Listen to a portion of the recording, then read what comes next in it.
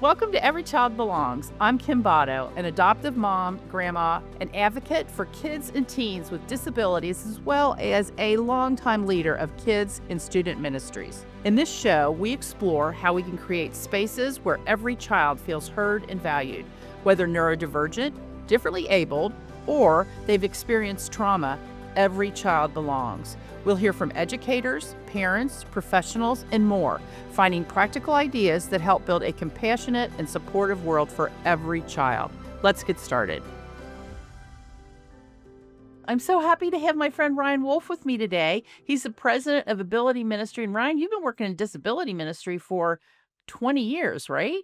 Yeah. Between my time at Ability Ministry and working 15 years in the local church at First Christian Church in Canton, Ohio. Yeah, over 20 years now. Yeah, so you have done and you're a dad, you have 2 kids. We were just talking about you said soon to be empty nesters, and I said, "Well, Right. I don't know if the nest ever fully empties," which I think is a good thing. I want them to come back. But what you're really passionate about is equipping local churches with practical tools and training to reach people in their community who are disabled. And one of the things that I love that you do, I just want to do a shout out at the beginning, is you can go to disabilityisbeautiful.com and you have all kinds of free stock photography because when people are looking for churches, they're looking at the website. And if nobody looks like them, they're not going to feel welcome. So thank you so much for providing that resource.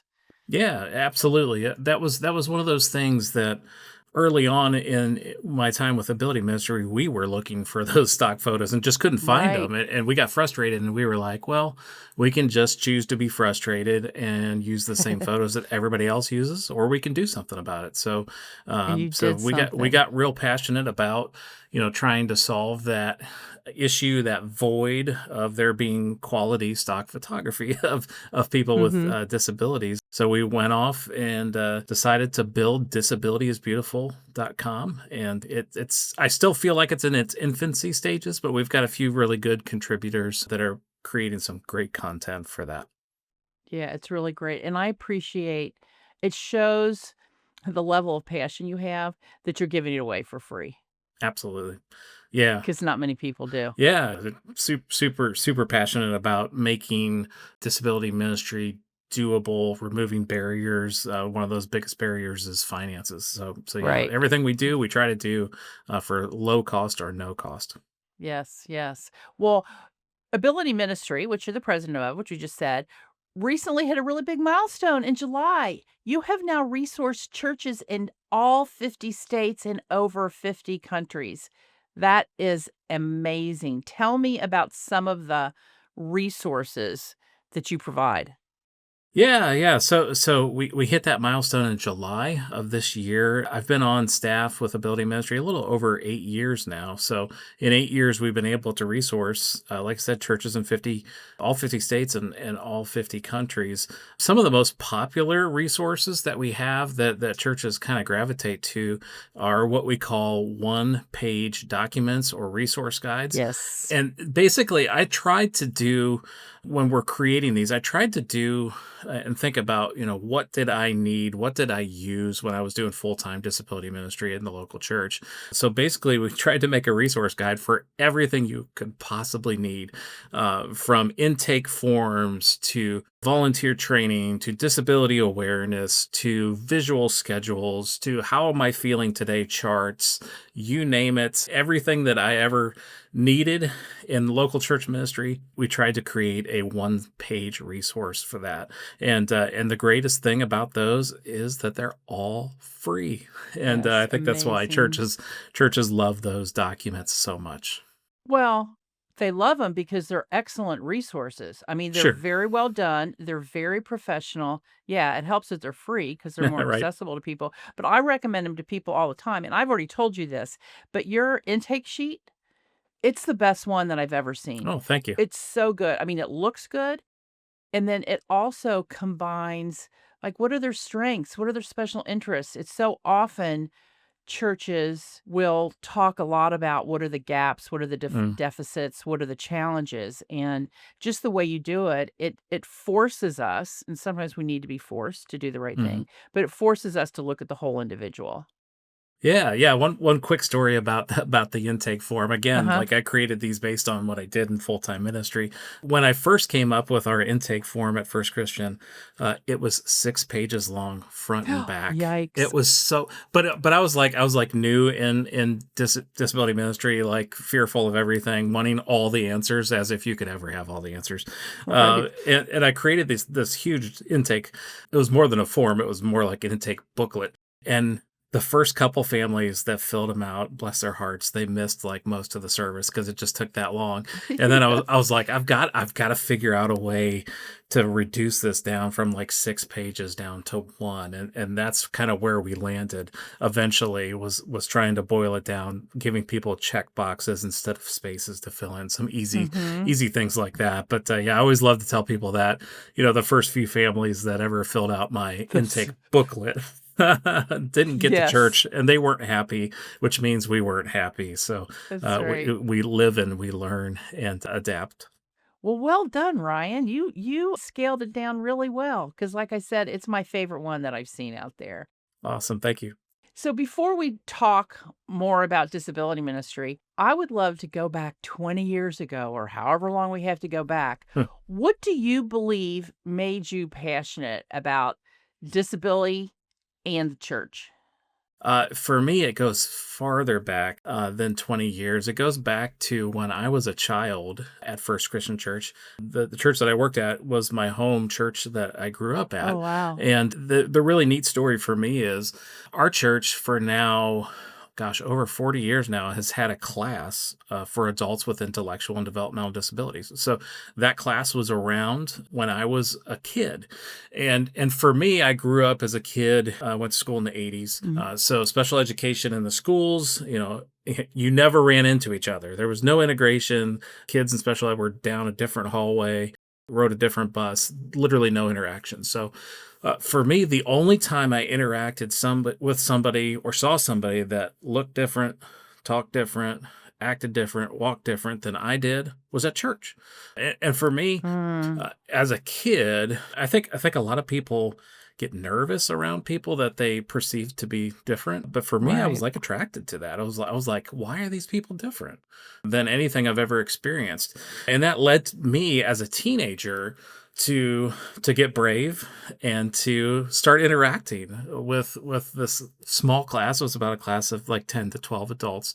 But as a teenager, I just decided one day I was gonna walk up and start talking to these people because they were just so interesting, to me, Mhm. lack of better terms, and I became friends with them, and I instantly found out that we had way more in common than we didn't. I found out a guy named Don. Don has passed away since, but, Don was a huge Cleveland sports fan. I too am a huge Cleveland sports fan, for good or for worse, Right. usually for worse, but I remember even as a teenager standing in the hallway or in the lobby at church, just talking Cleveland sports with him every Sunday.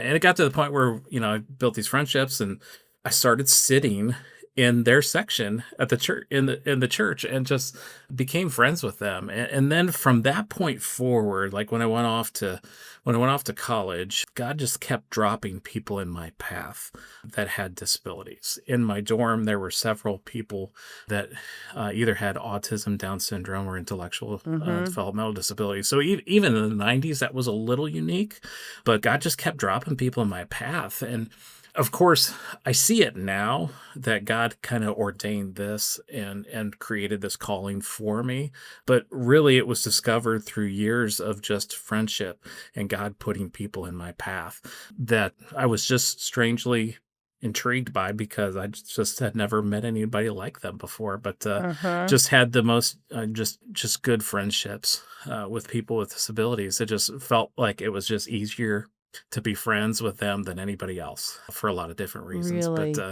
But yeah, so it goes back for me all the way to when I was a kid and especially a teenager where God just dropped people in my path. So really what you saw is that you were missing out by not being friends with them. Yeah. And then that passion grew into you wanted to help other people have opportunities to be friends with people who are different. Yeah, absolutely. And I guess my story is a little bit unique too because I didn't grow up with an immediate family member with a disability. So it wasn't like I was born into it. It was like I lucked into it is the way I guess I look Mhm. at it. Mhm. I love that. So was there a particular person that really made an impact on you way back then, Ryan? Maybe not way back then, but when I first started working at First Christian Church, I they hired me as the children's pastor. Probably two people that impacted me the most. And this was back 2002, I think. I first met two people. Again, they've both since passed and gone on to be with the Lord, but a lady named Coral Mhm. and a guy named Clyde. Mm. Clyde, I'll start with his story first. Clyde was a streetwalker. He was as close to homeless as you can get because he didn't want to be in his places that he lived just because Mm. they weren't safe. They weren't good places for him. Clyde had intellectual developmental disabilities, probably had some mental health issues for sure as well. But on his path as a streetwalker, because that's what he did every day from the time he got up to the time he had to go back, go to bed, he would make a stop at First Christian Church because our old campus used to be closer to downtown. And he made a stop. And again, I'm like, this dude is different, and I'm like, different for me is good.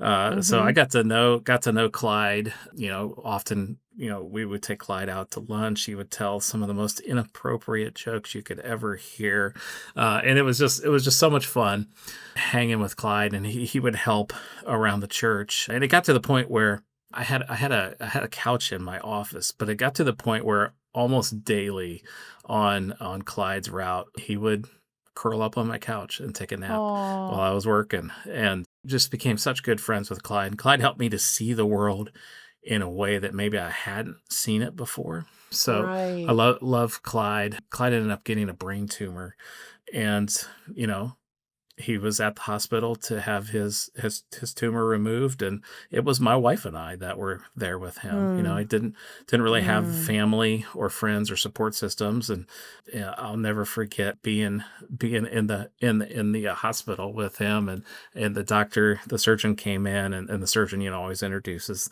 themselves before the Mhm. surgery, and he's like, what are we doing today, Clyde? He's pointing to his head, and he's like, where is the tumor? And Clyde pointed to like this side of his head, and the doctor, as they normally do, they'll with like a Sharpie, either Right. put their initials or something. And so he like put his initials on the side of his head, and he walked out. And my wife and I were looking at each other, we're like, does Clyde know if it's this side or this side? Right. And Right. it was just like one of those moments. It was just like, oh my goodness. But just Clyde taught us so much just by just doing life together. Mhm. Hey, Ryan, streetwalker has different connotations in different parts of the country. So when you say streetwalker, what do you mean? Yeah, yeah. Just to be clear, I literally mean that. Clyde would walk the streets from morning till night. He wasn't homeless. He had a home, just didn't have a place where he ever felt like he was safe. So the moment he woke up, he would start walking the streets, and he wouldn't stop walking. He had his stops like the church, but he wouldn't stop walking until it was time to go home and go to sleep. And then Coral, sweet Coral. I'll try to get through this without crying. Mm. But Coral was another lady. She was actually in the adult class, the class for adults with intellectual developmental disabilities. And what I love the most about Coral was the fact that every Wednesday she took the initiative to come to the church, and she did that by riding the bus. She lived on her own. She lived independently in an apartment close to the church. But on Wednesdays, she would take the bus to the church the moment it opened, Mm. and she would sit in the church office all day and just sit there. So like I'm seeing Coral at her on Wednesdays, and normally I just see Coral on Sundays, but I'm like, Coral, what are you doing here? And she was like, well, I love this church so much that I just want to come every Wednesday and just pray for the church. Mm. And I'm just like, this is I'm like, your faith is so much greater than mine. And I'm like, Coral, you're amazing. Rather than sitting in the lobby every Wednesday, how about you do that like in my office? So Coral became my like assistant. So she had a desk in my office. She was so proud of having her own desk, Oh, and yeah. our friendship grew. So she would come, and as a children's pastor of a church, we were nearing 2,000 at the time. So I had 400 or 500 kids, 200 volunteers, lots of things to manage.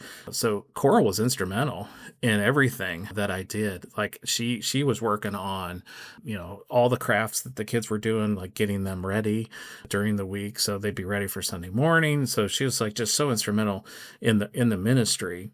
And then we had a Wednesday night program. So I just like, Coral, you want to stay for Wednesday nights? So, we do lunch and dinner together. She helped, volunteer on Wednesday nights. So again, Coral helped me reshape my thoughts on what people with disabilities are capable of. Because before I might have had Mhm. different ideas or thoughts about what they could or couldn't do, but she really helped me see what everybody's capable of, and just using her giftedness. And so we just grew really close over the years, and Coral was pretty close to my parents' age. um, Mm. but so her parents had passed, and she had an older sister that sometimes she got along with, sometimes she didn't. A lot of times she didn't. So a lot of times she was like legit on her own. But her sister was good to her, even though they didn't always see eye to eye. But we just decided to kind of informally adopt Coral into our family. So every birthday, every holiday, Coral was at our house. So she was at our Mm. house as our kids were like really young and growing up. And it got to the point where like she truly was family, Mhm. because she was there for all the holidays. And my kids, when they were little, started referring to her as Aunt Coral. And Mm. she took that title of Aunt Coral as like Oh, of the greatest course. thing like that has ever happened to her. 'Cause she obviously never got married, never had kids. Right. But she was Aunt Coral to my kids. And she a few years ago passed away of cancer. But yeah, she taught us so much, helped us to really re-see the world in a different way. So I would have never been able to have stepped into disability ministry, because I started off in children's ministry and then kind of moved into full-time disability ministry. Mhm. I couldn't have done anything without the way Clyde and Coral truly shaped my worldview, and just totally changed everything. I know there's lots that we probably want to That's get to, but just one more story about Coral, because yes, just yes. I I, wanna hear all about I Coral. because I love her so much. Um, I mentioned, she started off on Wednesdays just sitting in the office and Mhm. praying, but the way she prayed has just made such an profound impact on me that I'll never forget it. She had a little plastic pencil pouch, that kids would take to school, and she would get people's prayer requests, write them on a little piece of paper, and put them in this plastic like pencil pouch. Mhm. Um, and then she would just sit and put like the pencil pouch like right here, and then she would just hold her arms up like straight into the sky. And like I'm like, Cora, what are you doing? I mean, I knew she was praying. Right. But she said, well, I'm praying to Jesus. And she said, I like to imagine I can reach up and give him a big hug, and he'll give me a big hug Oh, back. So Coral. so I'm just like, oh, again, I'm like, Coral, you Yes. you are the greatest teacher of faith development in my life that I've ever had. Mhm. Just by the way that she lived, and especially lived out her faith. Just love her and miss her so much. Oh, well, thank Mm, you for sharing about Coral and Clyde. mm, 'Cause that speaks to what you speak about so often, which is that we need to shift from doing ministry for people with mm, disabilities to doing ministry with them. And that's what you did, especially with Coral in your office, yeah. doing all the things. And then Hmm. she helped you raise your kids by being Aunt Coral. Yeah. So as a church, how do we unintentionally slip into, or maybe it's not unintentional, but we slip into the mindset that we're doing for people with Mm. disabilities rather than with. And how can we switch that? Yeah, I think, and I really want to have as positive an outlook as I can. And I don't think people do ministry for with bad intentions. Mhm. I feel like they have the right intentions. They just have maybe the wrong mindset, maybe the wrong theology, worldview. I think sometimes when it goes bad, they do it out of pity. But for the most part, I think people do it with the right intentions. They just don't know what they don't know yet because they haven't Right. had those encounters, life changing encounters with people with disabilities. So I think so as we make that shift from for to with, and then eventually we want to empower people with disabilities to discover their own spiritual gifts Yes. and then just to use them. We don't even have to do ministry with them. Ultimately, our friends with disabilities are no different than we are. If they're believers in Jesus, they've been gifted by the Holy Spirit. And if we have a gift of the Holy Spirit, that's meant to be used to build up the body of Christ. That's what scriptures tell us. So Yes. so ultimately we want to help them discover their gifts, empower them, and set them loose to serve on their own. But I think it just at the root of it, and I just go back to probably my experience is it just starts with getting to know people with disabilities, right? They're people first. They're more alike than different. And in my experience, it's always been the case. Building friendships with people with disabilities so much easier than Yeah, people it without. is. A It lot of is. different reasons for that. So I just think it's getting over, some of those wrong assumptions about disability. Having the courage, just to walk up and start by saying hello, getting to know somebody, or having the courage to sit next to somebody at church. I know we are such creatures of habit at church. We sit in our own pews with Yes. our own people, Yes. so one of the best ways where you can move from doing ministry for to with is just being with. And sometimes that, causes you to have to get out of your comfort zone. So maybe it's sitting next to somebody with a disability. Now, obviously, you can't always see, if somebody has a disability or not, but Mhm. sometimes you can. So yeah, Right. be brave. Sit next to somebody that might look different, walk different, talk different than you. And my goodness, my experience has always been that it's your socks that get blessed off, not the Yes. opposite, not the I agree opposite. with I So yeah, agree. just starts with friendship. If you're loving today's conversation and want to dive even deeper into creating spaces where every child belongs, check out my book, Boundless Hope. It's packed with practical tools, real stories, and powerful insights to help you make a difference. Get yours today. Just head to kimbotto.com or Amazon to order now. So, for those who are timid or afraid to take that first step to be friends with somebody who may have a disability. You just said you think it's easier to make friends a lot of Mm. times with somebody with a disability than someone who is more typical. Why do you think that is? What have you experienced in your friendship with people like Clyde and Coral? It's just there's no filters. Um, Yeah, our that's friends, our friends yes, just that's they so don't have the true. filters. They're not worried about trying to impress you. They're not worried about all the things that we worry about when we're talking to somebody. My shirt buttoned up the right way, tucked in, and you know they're just like in your face.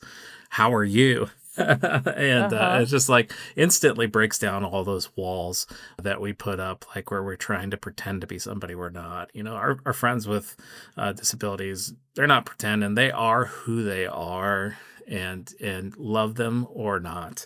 It's up to you. And it's just like I love the fact that most of our friends don't pretend, and because it gets really tiresome trying to pretend that you're somebody that you're not.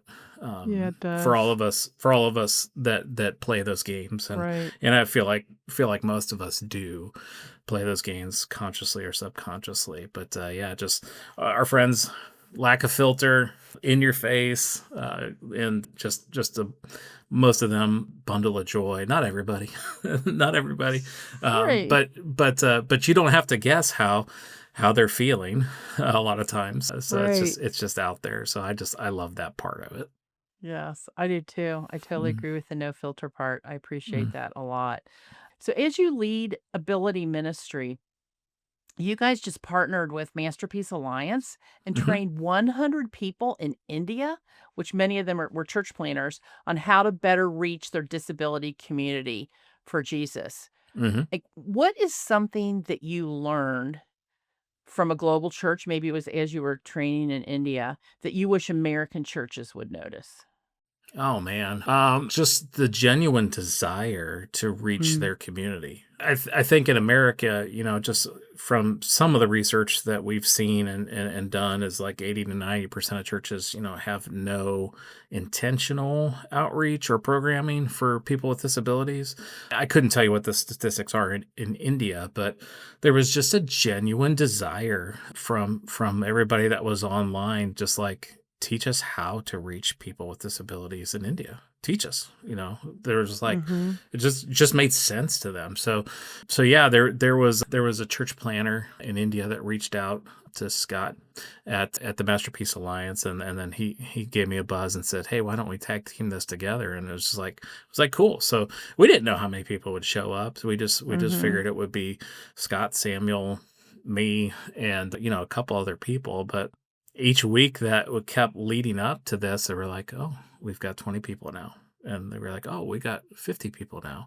And then Wow. the day of, there was 100 people on this Zoom call. Wow. So I was just like Amazing. so overwhelmed. But I just think the biggest difference was just their genuine desire to say, "Hey, teach us." They were just so open to the idea of reaching people with disabilities for Jesus, where I feel like in America, at least as organizations like Ability Ministry and other organizations that are like us, Mhm. we spend so much time trying to figure out how to convince Yep.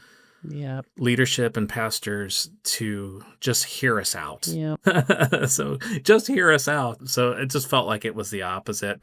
And that, I mean, in my experience with that group, is just like they just wanted to know. Like they were just happy to be on the call, taking notes. It was so cool having a translator as a part of all of that, and just working on the rhythm of speaking and translating. and Mhm. and we had print materials that were half English, half in their language. It was just such a neat experience. But yeah, the biggest difference is they seemed open, where it feels like the conversation in America is more forced. Like, please hear us out. This is a need in your community, versus like just being hungry.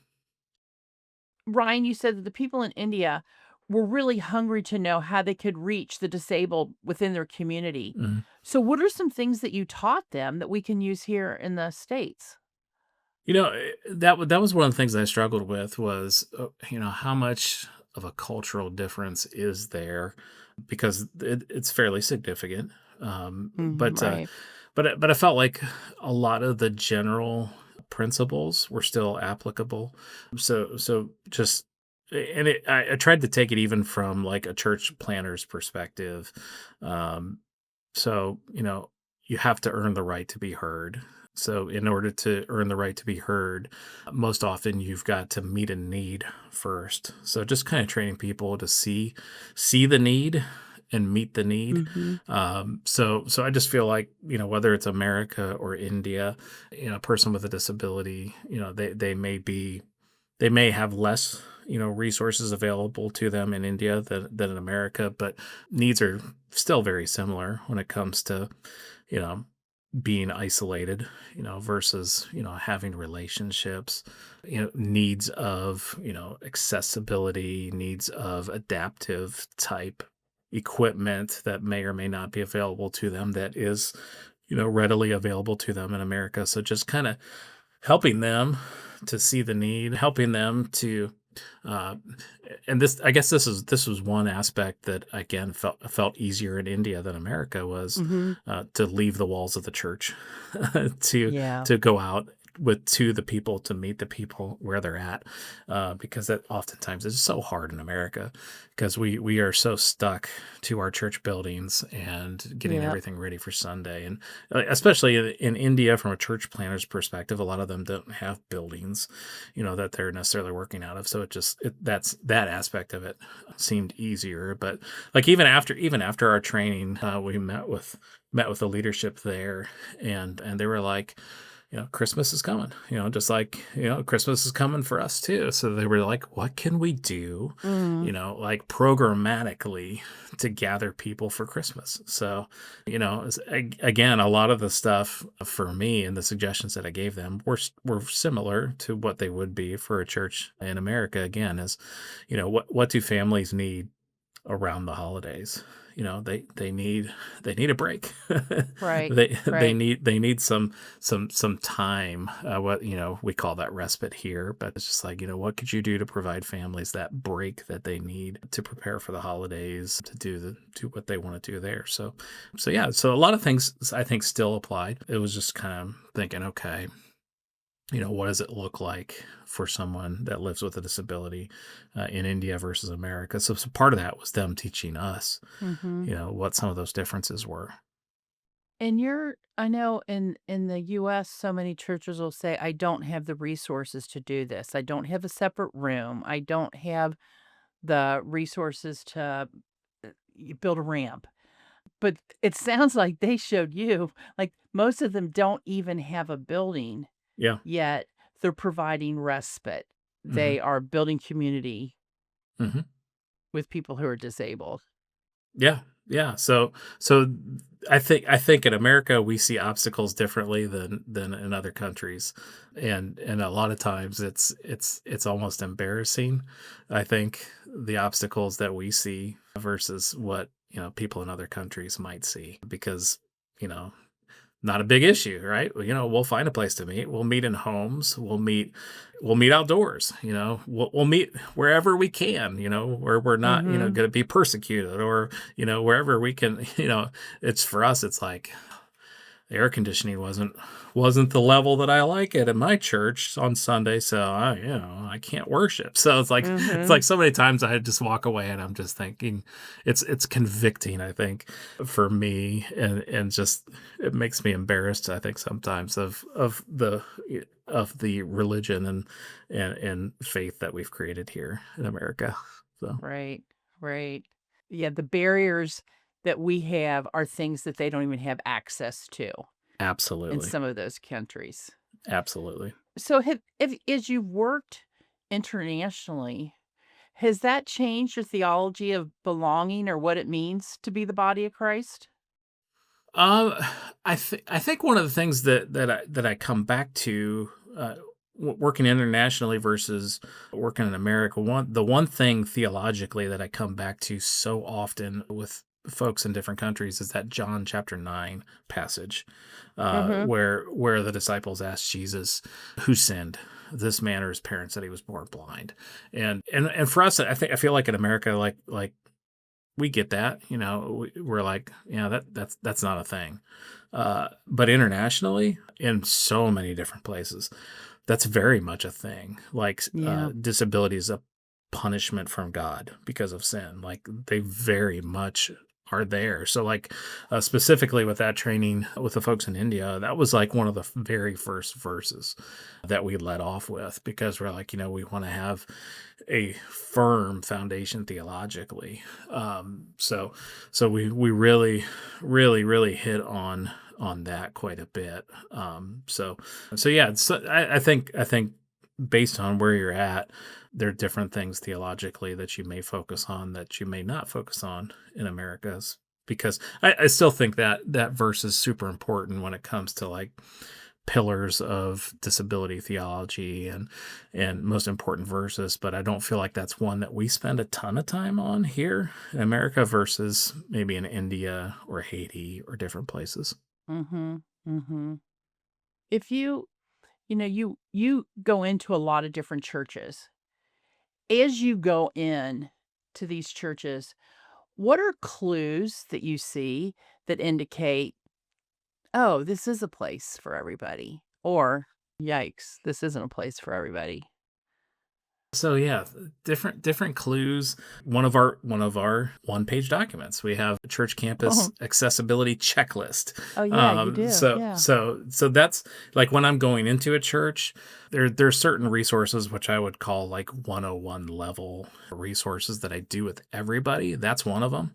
And I think that will tell you pretty quickly, as you're looking through the church or you're having them complete the inventory, you can see pretty quickly how many yeses or nos that they have on that Mhm. accessibility checklist. Mhm. But yeah, I think that's kind of a good barometer. I think so often we think of, handicap parking spaces. We think of, different, physical Right. accessibility things. And Right. we think about that often because they're easy to see, they're easy to measure, they're easier to fix than an attitude. So one of the Yeah. things that I'm always looking for when I'm working with a church is how far up the leadership chain are people bought into this idea. Because oftentimes when I'm talking with a church, I'm working with a volunteer that's leading the ministry, a part-time person that's leading the ministry, or a children's pastor. That's often where it starts. And Right.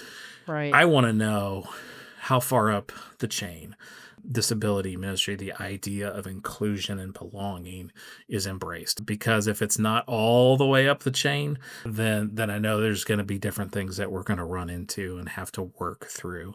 The churches that I work with, when there's somebody from that executive team at one of those Mhm. meetings, man, I know we got an opportunity to do some big things.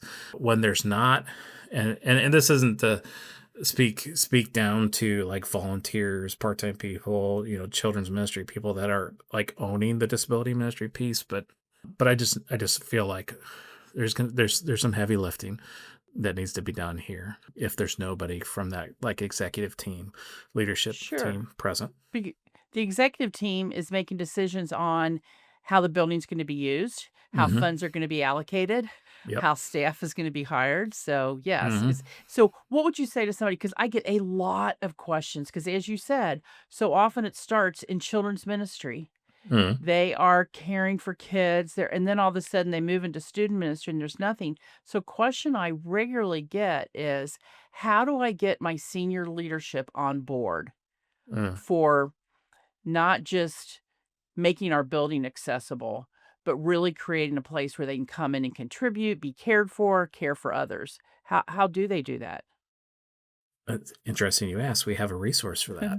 Of course you do. Of course you do. The resource is called "Why Our Church Should Start a Disability Ministry," Okay. and it's another one of those free resources. And the resource it's more than just one page, though it does include a one-page document, but it also includes a professionally done PowerPoint presentation, basically a sales pitch Uh-huh. that a volunteer or a children's pastor or a passionate parent, God bless all the passionate parents that get things started.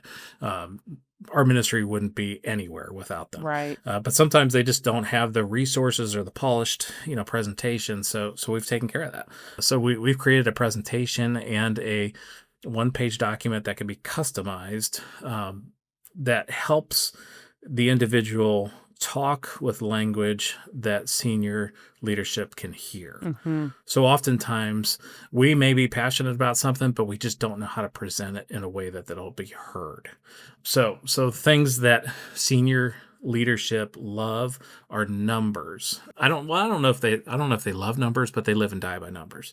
Yes, Um, yes. so so if you can communicate to them using real numbers, I feel like you can have a lot more success. So in this resource that we created, it will help you to go to census material to find out the real numbers in your community. How many people are disabled? Hmm.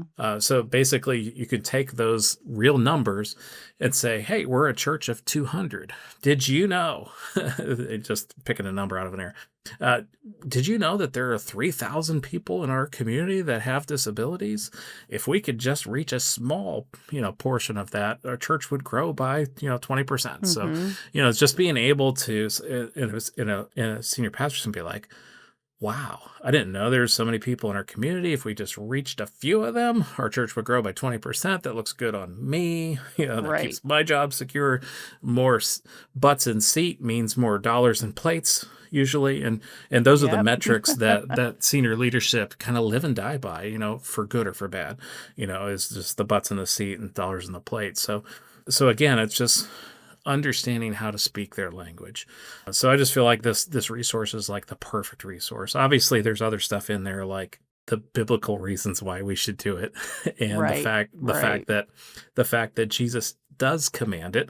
So it's like He those are does. important too. Those But are. it's just so this resource is just great. Helping people find real numbers that represent real people that could make a difference in their community, helping them to find the scriptures that pastors were hoping will be responsive to. If Jesus gives a command, I would like to believe that every senior pastor would want to be obedient Mhm. to that Mhm. command. So, Mhm. yeah, it's just a nice polished resource that people can take, set up a meeting with their senior leadership, do the PowerPoint presentation if they want, or just have the document to hand out and just walk through it and just say, hey, we'd love to see something happen here. We may not have all the answers, but there's good organizations out there that can help us, step by step to this. Yeah, what a great tool to help people lead up. And I loved you talking about communicating the language. Really, you're saying communicate in a language that they understand. Yep. Something that Yep. will grab their attention. Sure. Ryan, we always end this podcast with just some rapid fire questions. So you ready Okay. for that? Okay. Sure. Let's go for it. What is a fun fact about you? I'm in the Guinness Book of World Records. For what? Being a part of the largest whoopee cushion explosion in history. Of course you were. Of course you were. Oh my gosh. So when and where was this? This was at a Catalyst conference in Atlanta many years ago Mhm. when I was still on staff at First Christian. So I don't know if that record has been broken yet or not, but it was. I even had the T-shirt to prove it. So Of just a course you cool do. That fact. is So that for those of you who don't know you, that actually is a clue into your personality that yes, you'd it be in the is. Guinness book for that. Right. So you're on a long drive. What's on your playlist? Long drive, what's on my playlist? Believe it or not, I don't listen to a ton of podcasts. There's a very few podcasts that I listen to fairly regularly. The thing that's on my playlist is probably progressive metal. I love progressive metal. So specifically my favorite group of all time is Dream Theater. So most people have never heard of them. I have It's never heard not of it's not a them. very No. mainstream group. So they're definitely on my playlist. Do either of your kids share that appreciation for that kind of My music? My son absolutely loves it, so we go to concerts all the time together. My daughter, not as much. So Yeah. So your daughter is a senior in high school and your son is a freshman in college, right? correct. Is that Yep. right? Did I get it right? Yep. Yeah. Mhm. What a fun thing to do with your kid. Okay, we're Yep. talking about your kids. What's your favorite family tradition? Favorite family tradition? Honestly, we don't do, like, a bunch of, like, outlandish things, Mhm. so I would say favorite tradition, ordering a pizza in and watching a movie together. Like, just sitting in the living room together, and I think I appreciate that now even more that I've got a kid in college, like, that's not just Right. around, so we could just watch a movie together, but, yeah, just having the 4 of us, together, watching a movie, eating a pizza would be, like, my perfect evening. That is actually the evening that we're having tonight with our 30-year-old daughter. Oh, So planned it nice. ahead of time. Yeah. Nice, I love it. So is pizza your favorite food? Because my next question was going to be if you could only eat one food, what would it be? It's absolutely pizza. Absolutely Really? pizza. Oh my Any gosh. special topping? I like extra cheese. If I could only have one topping, it would be extra cheese. Lots Uh, of cheese. Okay. but like I like all styles of pizza. Like my favorite would probably be probably the Detroit style would be my What is favorite. that? So it's not Chicago is like super like Right. thick. Thick. Mm-hmm. Chicago's more like it's more like a it is thick, but it's like a different consistency. It's like definitely deep dish thick, but it's like Okay.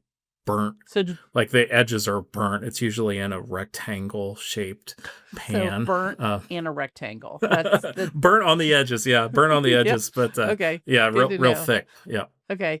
And Ryan, this is the last one. Finish this thought. Every child. Needs to know that Jesus is crazy about them. Yes, I agree. Mm. Ryan, I so appreciate just you personally. I love the work that you're doing with Ability Ministry. And you guys have almost 30,000 curriculum downloads to date. I Mm. mean, you got so many great resources. So if somebody wanted a free sample of your curriculum, where might they find it? Easiest way is go to abilityministry.com. You land on our homepage. On the right hand upper corner of the website, there's going to be a button that says I want to. You click on that button that says I want to. It's going to drop down, give you a couple options. One of those options is download free sample curriculum. Great. You can also get free consulting there, a free guide on how to start a disability ministry from scratch. So those are a couple of the kind of the main places we point people. But yeah, abilityministry.com, you'll find everything you need. Yeah, your resources are great. We were together, I don't know, when was it, a couple months ago, and I was blown away. I love your one pagers. I've recommended them to Mm, so many people. very So cool. if you are wanting to get started in disability ministry or grow your ministry, if you're already there, but you maybe want a few extra resources, check out Ability Ministry. And Ryan, thank you so much for being with us today. Absolutely. Thanks for having me. Thank you so much for joining me today on Every Child Belongs. If you found today's episode helpful, please take a moment to like, share, and subscribe to the podcast. And don't forget to share this with a friend who might need to hear it. Together, we can create a world where every child belongs.